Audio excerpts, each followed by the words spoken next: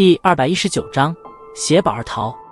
古河几人刚刚飞掠出小岛上空，3道光影便是闪电般的出现在他们飞行的路线之上，现出了满脸阴寒的月媚3人。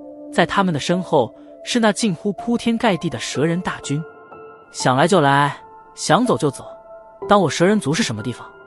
岩刺身体之上，火红的斗气犹如升腾的火焰一般，怒视着古河等人，声音如怒雷一般在城市之中滚动着。滚开！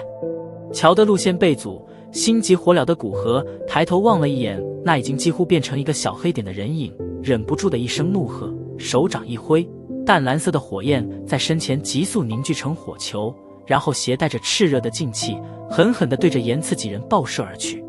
淡蓝色火焰一出现，周围的气温便是急速升高了许多。看来古河所掌握的火焰也并非是普通